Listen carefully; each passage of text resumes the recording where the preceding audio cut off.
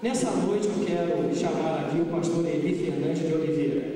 Ele é pastor lá da Igreja Batista Evangélica da Liberdade. Quando eu liguei para o pastor Eli, com muita alegria, ele se prontificou a estar conosco aqui. Ele está vindo direto da sua igreja. Ele estava lá nas suas atividades, na sua igreja, e de lá ele chegou até aqui. E é com muita alegria, pastor, que eu venho aqui. Que Deus possa abençoá-lo rica e abundantemente. Que Deus possa te abençoar grandemente, como sempre o Senhor tem feito. Obrigado. Boa noite, irmãos. Graça e paz, amém? É um prazer grande para mim voltar a Taubaté e cumprimentá-los hoje à noite aqui. Obrigado, pastor Paulo, pelo convite. Que Deus te abençoe nesse projeto tão bonito do cristão e sua espiritualidade. Eu vou para o Velho Testamento.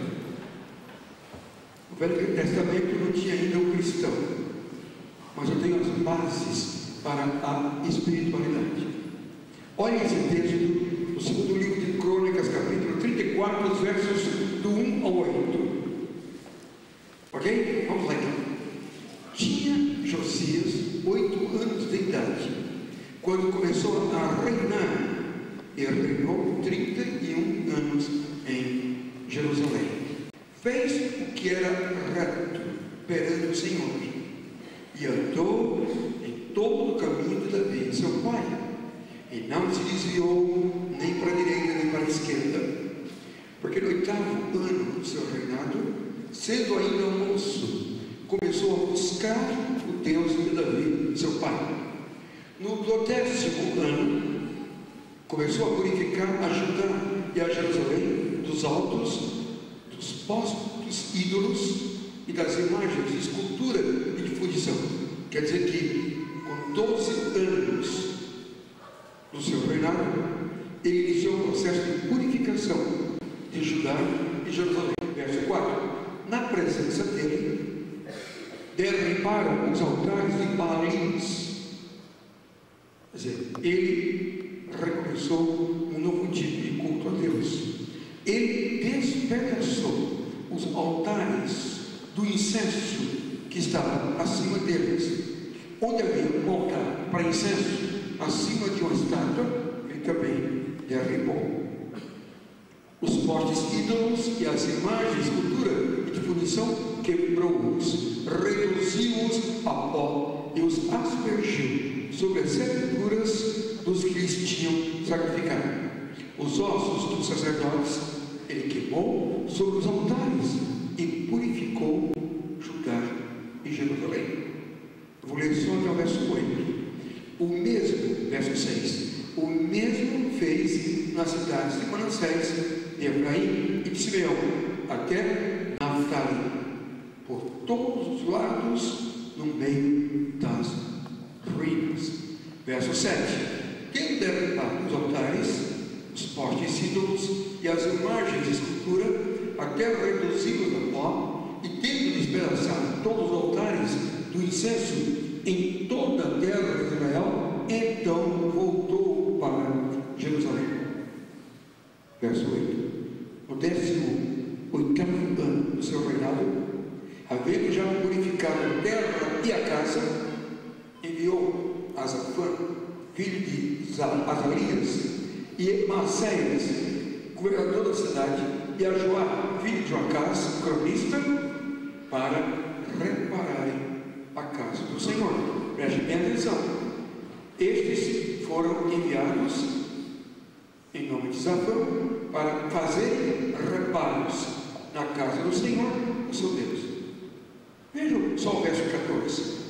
Quando se retirava o dinheiro que se havia trazido à casa do Senhor, e o Guias, o sacerdote, achou o livro da lei do Senhor, dada por intermédio de Moisés. Meu Deus, aplica a tua palavra aos nossos corações. E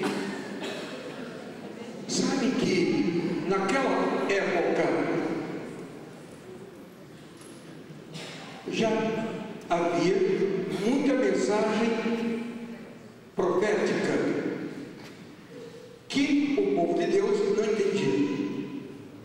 Confundia Deus com religião e servir a Deus com a religiosidade exacerbada. E a Bíblia diz que durante muitos anos, muitos profetas, desde a época do cativeiro babilônico, tentaram de tudo trazer o povo de Deus para compreender Deus e ter uma fé mais saudável, mais gostosa, mais comprometida com Jesus Cristo, e eles não conseguiram. Até que chega o tempo do rei Josias, bem jovem, bem criança, ele começa a reinar. Ele vai crescendo e descobrindo que há um Deus, e que esse Deus precisa ter seguidores, adoradores, com a relação amadurecida, honesta, adulta, também racional. Que essa fé nesse Deus não pode ser fanática, obsessiva, mas também não pode, por outro lado, ir para o extremo de descompromisso. O que acontece? José vai crescendo e vai dizendo: nosso povo é infeliz porque se esqueceu de Deus. Nosso povo não é mais feliz porque a relação com Deus passou a ser uma relação apenas formal, tradicional, de clube. É como se a igreja fosse uma opção clubística. Com o tempo, a gente é apenas a priorísticos. Não é? No apriorismo, você se lembra que há a eliminação do conhecimento. Quer dizer, a priori eu sou da igreja batista, a priori eu sou católico, quer dizer, eu não sou nada. Não existe ninguém que é alguma coisa a priori. Por natureza filosófica e etimológica, no apriorismo, você tem a ausência de exigência e conhecimento. A priori, não é nada. Assim estava sendo o povo de Deus daquela época, um povo de Deus a priori. Evidentemente que Deus não fez nenhum de vocês, nem a mim, para uma relação superficial com Ele, ou, no outro extremo, fanática, descuidada. Ele quis sempre que houvesse um povo firme com o Senhor. Por isso, Moisés recebeu as tábuas da lei.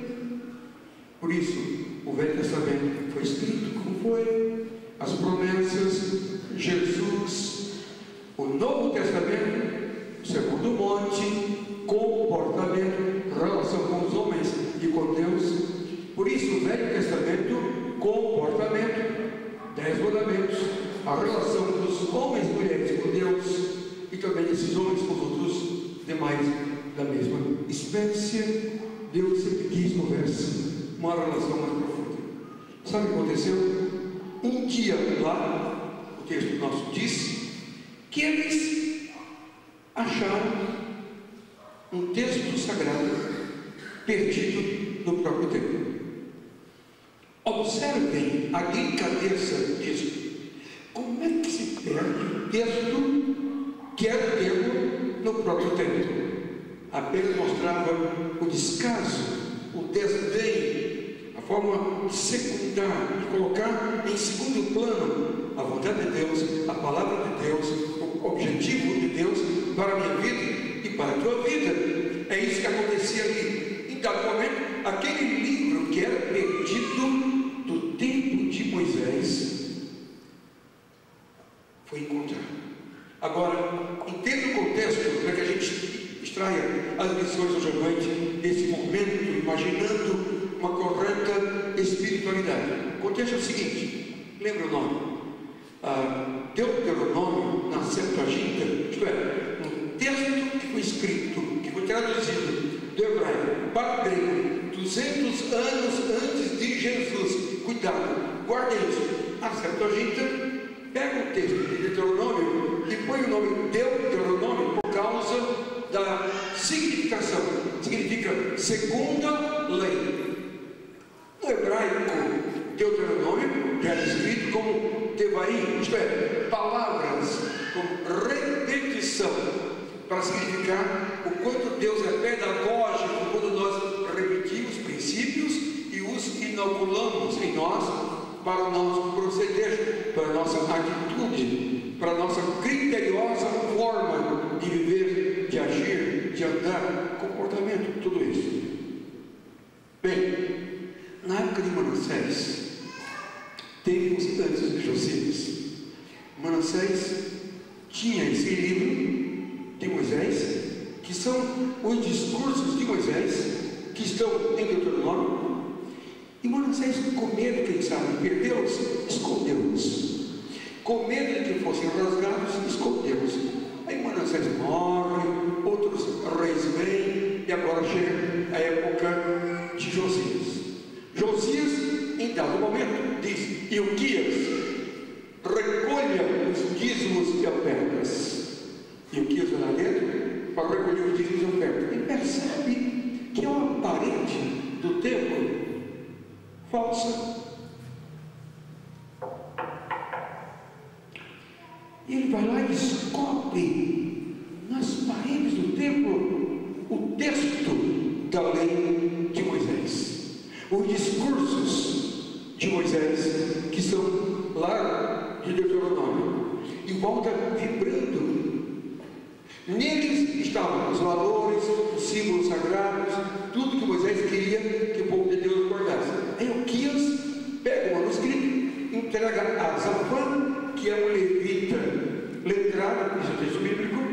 Zafã lê o texto para o rei. Agora imagina, Josias é o rei, ele está dizendo assim: Senhor, muda a atitude do teu povo. Senhor, dá-nos uma gente comprometida contigo. Senhor, aonde estão os valores do teu povo? Ajuda-nos, ajuda-nos. Como é que nós vivemos assim? Já queimamos ídolos, já queimamos postes ídolos, já queimamos suporte para incenso, mas Senhor, algo está faltando. Claro estava, faltava a palavra, que é a base, é o fundamento para que saibamos em que crer, no que crer e como proceder.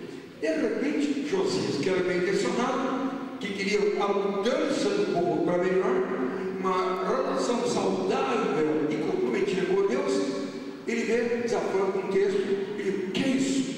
Texto que achamos no templo. O quê? Sim, senhor rei, achamos no templo. Pode ler? Posso sim. Zafã começa a ler os discursos de Moisés. A Bíblia diz no texto que eu li para você, que Josias fica: meu Deus, livro do Senhor, então todas as coisas que cremos em Deus são verdade. Havia um livro desse escrito para nós, a gente não conhecia. A nossa igreja tem um livro, Mutatis, assim, e nós o conhecemos. Meu Deus, o que eu sei é que Josias ficou impressionado com a história daquele tempo, daquele livro que foi achado, e emocionou-se grandemente, e dali em diante mudou com fundamento, mudou o procedimento do povo de Deus. Primeira propositura do Jamante: você é usado com você de ponta a ponta. Primeira propositura: nós descobrimos a palavra de Deus no templo quando resolvemos buscar o Senhor. Verso, está com a Bíblia aberta, não é? Verso 3, segundo Crônicas 34, já lemos, verso 3. Como é que diz aí? Porque no oitavo ano do seu reinado, sendo ainda moço, começou a buscar o Deus de Davi, seu pai. E no 10º ano, começou a purificar Judá e Jerusalém dos altos, dos fortes ídolos, das imagens, escultura e de fundição. Começou a buscar o Deus de Davi. Nós descobrimos a palavra de Deus no templo quando resolvemos buscar o Senhor. Meus irmãos, Josias era uma pessoa normal, como nós pastores, como sacerdotes, como líderes. E Josias começa agora a viver um próprio templo. Isto é, havia algo para ele que ele não conhecia. Ele vai e, em nome de Jesus, para mim hoje, estabelecer uma linguagem diferente com o velho livro. A Bíblia é um velho livro. Esses irmãos e irmãs que agora são aqui professores universitários ou secundaristas, ou profissionais liberais, ou balconistas, eu não os conheço, mas quero dizer-lhes que esse velho livro que vocês temos é o único que levou 1400 anos para ser composto. 1400 anos. Mais de 40 autores compuseram esses livros, essa biblioteca, esse livro, esse best-seller, que é a Bíblia Sagrada, que você e eu temos. Mas às vezes temos e não temos. Não lemos, não estudamos. Quantos membros da Igreja Batista têm a